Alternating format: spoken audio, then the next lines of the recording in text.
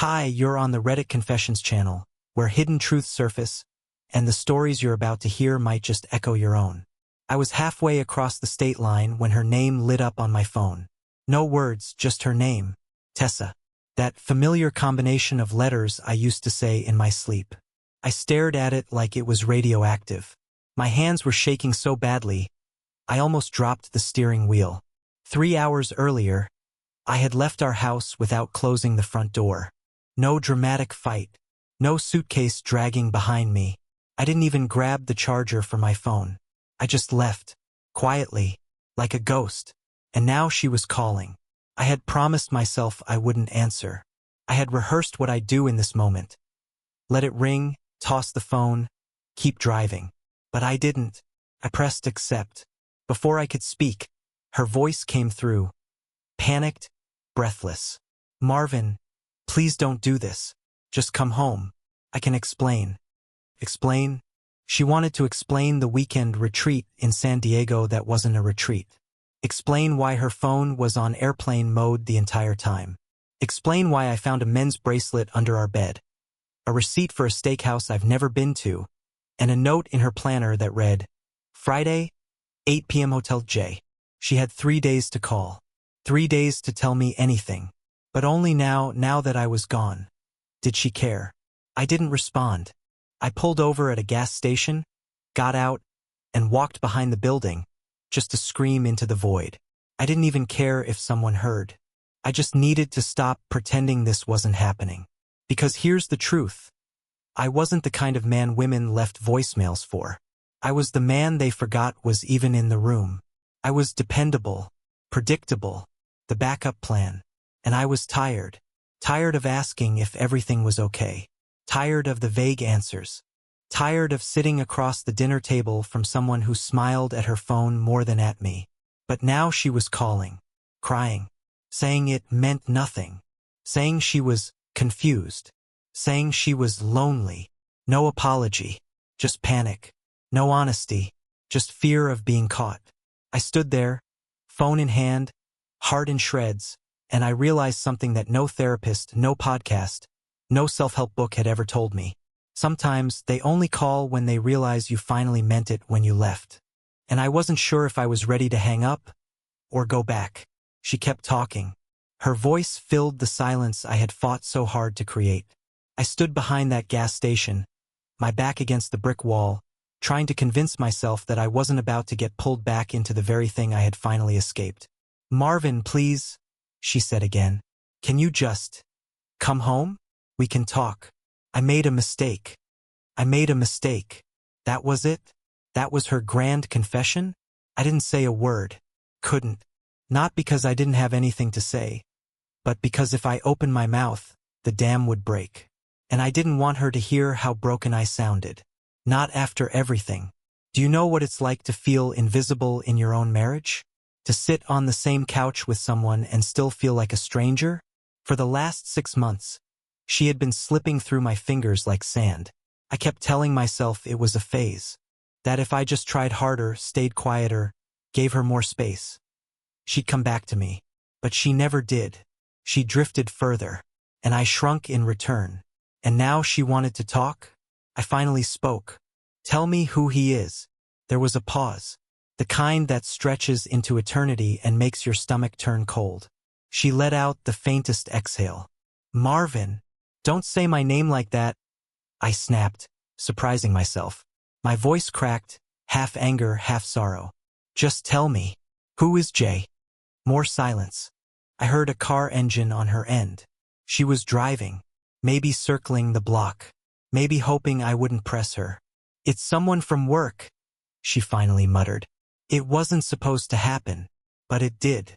Of course it did. While I was home folding laundry and fixing the leaking faucet, she was in some hotel bed with a coworker who probably didn't even know how I liked my coffee. Or that I once stayed up all night making her a stupid slideshow of our vacation photos because I thought it would make her smile. And you know the worst part?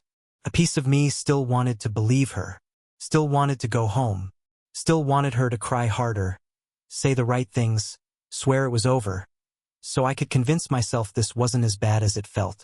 But I wasn't sure anymore which was worse, her betrayal or my desperation.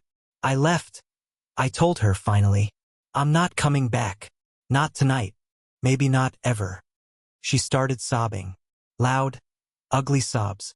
The kind I used to cry alone in the shower. It didn't sound like guilt. It sounded like fear, like she was losing control. Please don't leave me, she whispered through the tears. Please. I stared out across the empty parking lot. A bird hopped near the trash can, picking at something it probably shouldn't eat. I knew how it felt.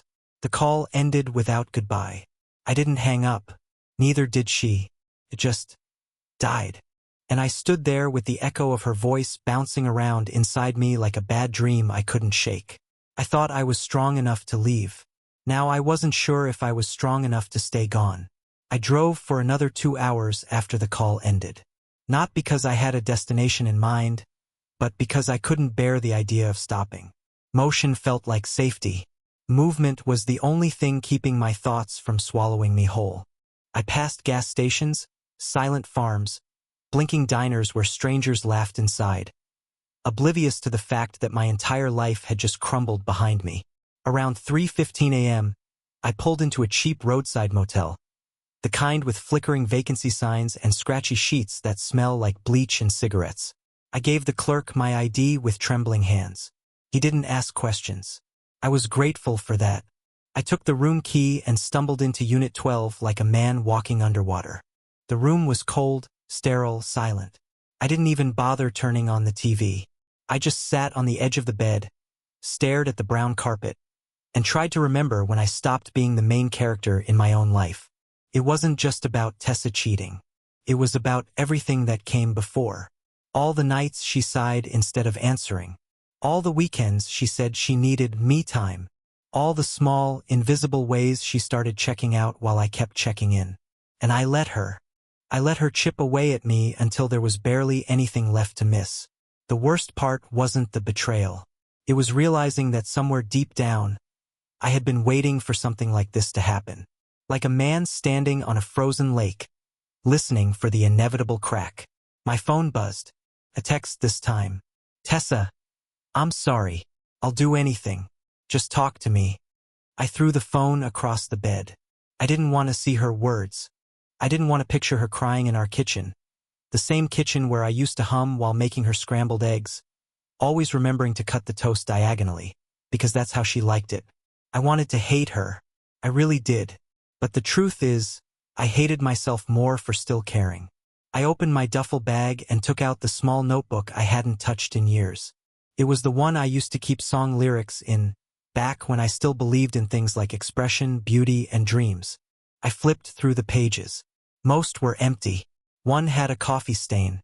One had a lyric that read, I am the silence in your noise. God, I was so unbearably soft. A part of me wanted to go back, not to forgive, but just to stop feeling so alone. Familiar pain is easier than unfamiliar emptiness. But if I returned, I knew I wouldn't just be forgiving her. I'd be abandoning myself again. And I didn't know if I'd survive that twice. The room felt like it was shrinking. The only sound was the buzzing of the old motel fridge and the hum of the highway outside. I lay back, staring at the ceiling, wondering if she was doing the same. I wondered if Jay was still in the picture, or if he'd disappeared the moment things got messy. She once told me I was the calm in her storm.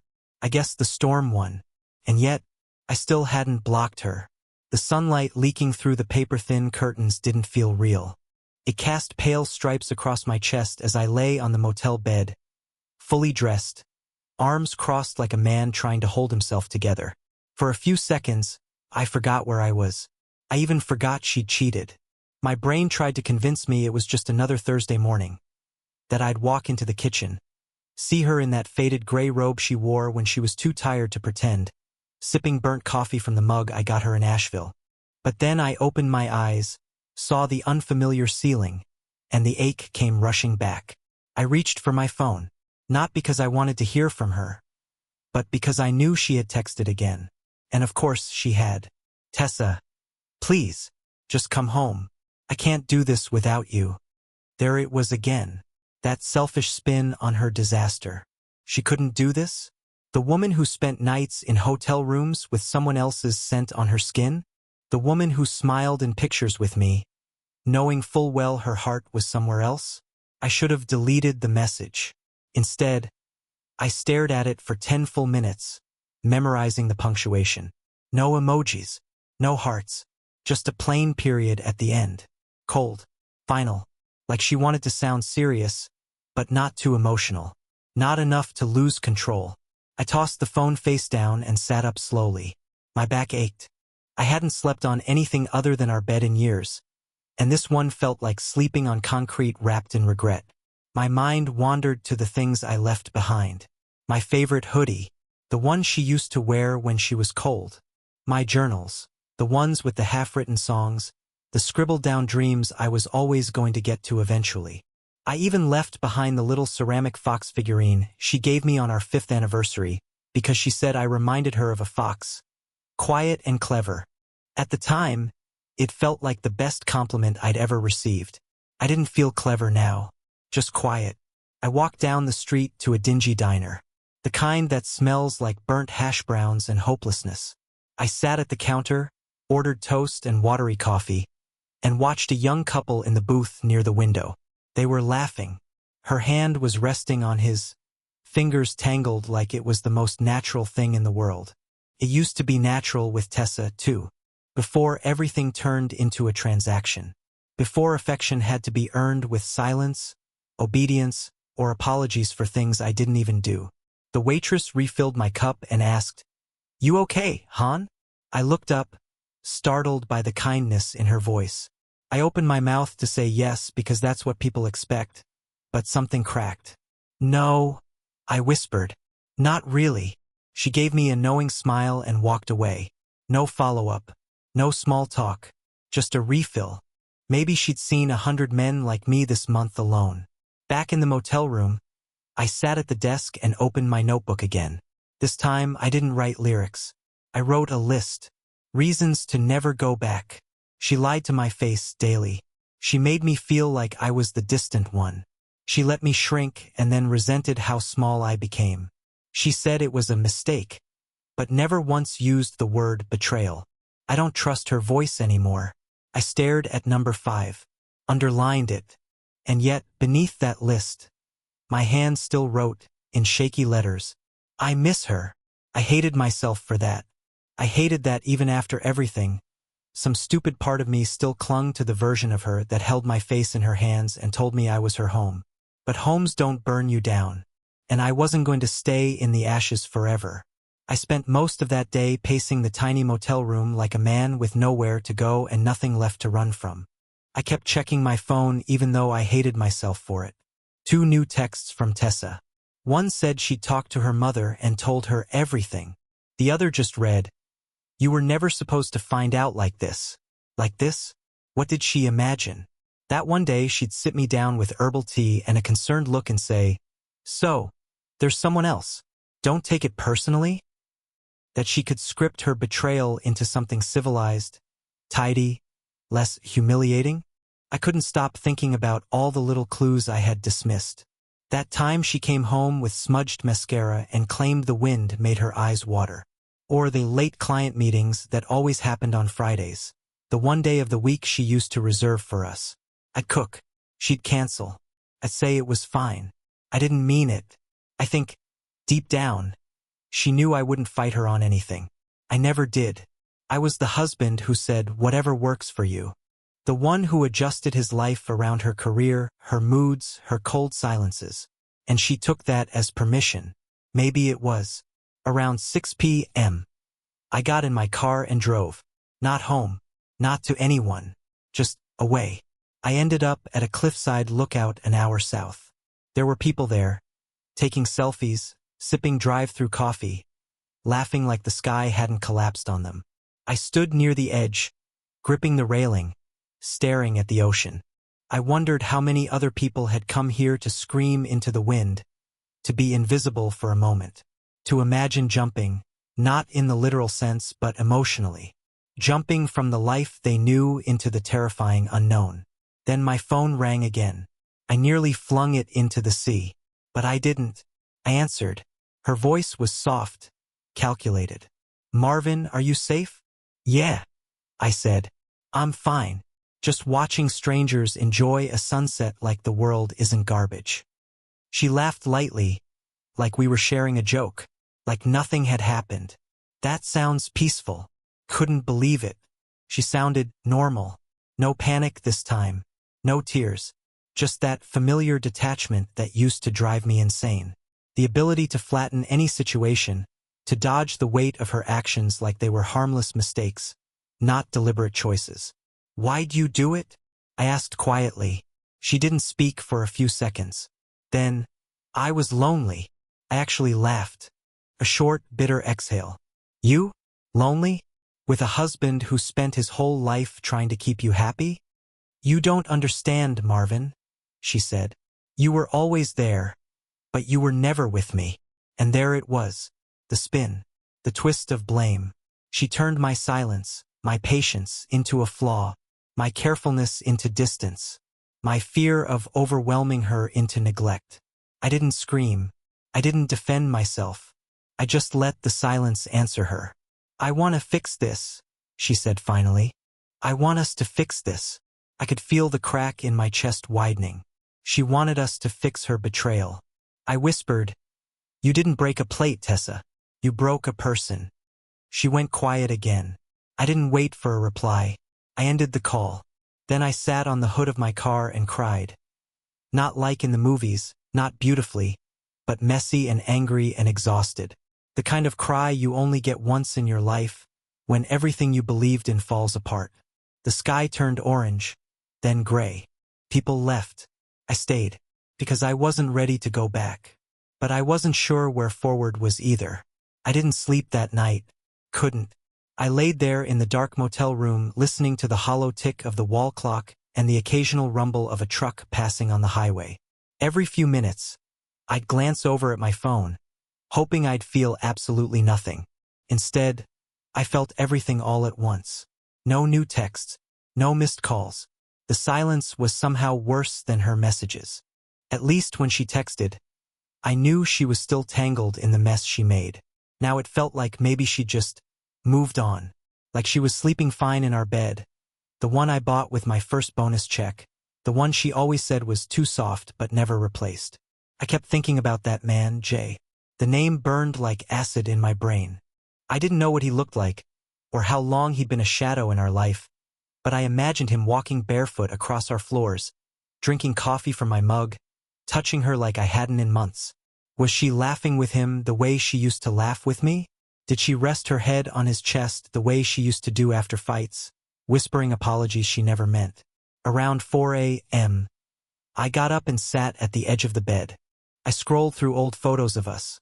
Our first trip to Portland, her birthday picnic in the canyon, the blurry selfie in front of the bookstore where we pretended to be tourists in our own city. And in every single one, I saw a version of myself I no longer recognized. I looked content, steady, completely unaware that the woman next to me was already rewriting our story in her head. Then, buried deep in my camera roll, I found a video. It was from last Christmas. She was unwrapping a small box I gave her. Inside was a pendant shaped like a compass. I remembered what I wrote on the note. For when you forget where home is. In the video, she was smiling. A big, glowing, unguarded smile. And now I couldn't tell if it was real or rehearsed. That was the scariest part. Realizing that someone can pretend to love you so well, you start doubting your ability to see the truth. The next morning, I went to a coffee shop down the street. A real hole-in-the-wall kind of place, full of lonely men with unshaven faces and women wearing headphones like shields. I ordered black coffee and sat in the corner trying to disappear. And then she called again. I almost let it ring, but curiosity always wins. Her voice was different this time. Not desperate, not emotional. Calm. Too calm. "I talked to a therapist," she said. I blinked. "Okay." She said I might be emotionally avoidant, that I don't process things like most people. I nodded slowly, even though she couldn't see it.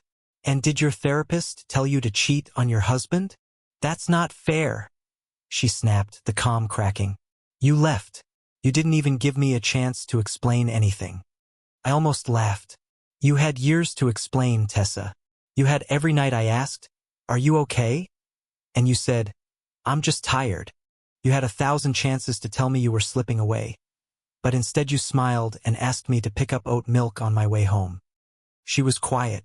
Then she said something I didn't expect. "I was scared if I told you the truth, you'd finally leave. I left because you didn't." Silence. I ended the call before she could reply. I didn't trust myself to listen to her voice any longer. I sat in that cafe, surrounded by strangers, and finally understood something no one tells you about betrayal. It's not just the moment they lie. It's all the quiet moments before it when they already knew and said nothing. I drove back to the house 2 days later. Not because I wanted to see her, but because I needed to see what remained of me in that space. You can't erase 13 years with silence and distance alone. Sometimes you need to stare it down, room by room, and decide what stays and what dies. I parked half a block away. My heart was racing. I felt like a criminal walking toward my own front door, holding a key that no longer felt like mine. Her car was in the driveway, lights on in the kitchen. It was late afternoon, the kind of golden hour that made our living room glow just right. The one we always called our magic light. God, even the nostalgia betrayed me. I didn't knock. I opened the door slowly and stepped inside. The smell hit me first. Vanilla candles and something else. Citrus? She was always switching scents. It used to drive me crazy. Now it made me ache. She was in the living room, sitting cross-legged on the floor, surrounded by old photo albums. She looked up like she'd seen a ghost. For a moment, we just stared at each other. I waited for her to say something. Apologize, cry, beg. But instead, she whispered, "You still have your key. And you still have your nerve," I replied quietly. She stood up slowly, brushing invisible dust from her pants like she needed something to do with her hands. "I didn't think you'd come back." "I didn't come back for you," I said, stepping further inside. "I came to collect what's left of me." She opened her mouth, maybe to argue, maybe to plead, but I kept walking. Through the hall, into the bedroom. Everything looked untouched, too neat, like she had spent hours making it look like I'd never left. My side of the bed still made. My books still on the nightstand. Even the drawer where I kept my watch was closed exactly the way I left it. Felt like a shrine to a man she didn't deserve. "I didn't change anything," she said from the doorway. "I thought maybe you'd." "Don't," I interrupted. "Don't pretend this is still your home for us. You broke that." She stepped forward, cautious. "Marvin, I know I hurt you, but I want to fix this. I've started therapy. I've written letters to myself.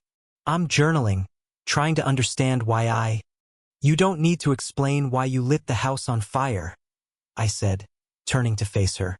"Just stop pretending you didn't watch it burn." She looked down, tears threatening but not falling. I think even she was tired of her own performance. I grabbed my duffel from the closet, filled it with a few clothes, some notebooks, and my grandfather's pocket watch. As I passed the living room again, I stopped for one last glance. "Why him?" I asked. I wasn't even sure I wanted the answer, but it escaped me before I could stop it. She hesitated. "He noticed me," and there it was, the dagger wrapped in softness. I nodded, biting the inside of my cheek so hard I tasted blood. "I noticed you every day. I just didn't perform it." I left without slamming the door. That would have made it feel dramatic, final. And the truth is, I didn't need finality. I just needed freedom. Not from her, but from the version of me that believed being quiet and constant was enough. Outside, the sun had dipped lower. The house stood behind me, still warm with lights and lies. She noticed him, but I had finally noticed myself. I didn't look back after closing the car door. I thought I would. I thought I'd take one last glance through the windshield, maybe catch her standing in the doorway like some scene from a cheap drama. But no, the door stayed shut. No one chased me. No one pleaded. And for the first time in years, I didn't feel abandoned. I felt released. I drove without music. Just the hum of the engine and the rhythmic tapping of my fingers against the steering wheel. I wasn't thinking about her anymore. Not about what she did. Not about Jay. Not even about the lies she told or the ones I let myself believe. I was thinking about what comes next. About peace. About space. About the strange but undeniable hope that maybe, just maybe, this was the best thing that could have ever happened to me. In the weeks that followed, I moved into a small place above a bookstore. The kind of place that smells like paper and old wood and rain. The owner let me help organize the used novels in exchange for free coffee. I didn't tell him my story. He didn't ask. We just existed quietly the way I needed to. I picked up songwriting again. Nothing fancy. Just chords, thoughts, little pieces of truth I hadn't let myself say out loud in years. I realized I used to shrink myself so Tessa could shine brighter, thinking that's what love was. But love, real love, doesn't ask you to disappear. It doesn't make you feel small so someone else can feel seen. Tessa sent one last text a few days ago. Just 4 words. Are you truly gone? I didn't reply, because I'm not gone. I'm here, really here, for the first time in a very long time. I'm not angry anymore. Not bitter. Not even sad. I'm just free. And the funny part? I thought I would miss her. I thought I would always feel haunted by what we had. But now, standing in my own space, holding a pen that no longer shakes in my hand, I don't miss her at all. I miss me, and now I'm finally getting him back. Thanks for watching Reddit Confessions. If you've ever had to lose someone to finally find yourself, let us know in the comments. And here's a question for you. What's one historical moment that changed the way people thought about love, loyalty, or freedom? Subscribe for more true stories that remind us we're never as alone as we think. Only here on Reddit Confessions.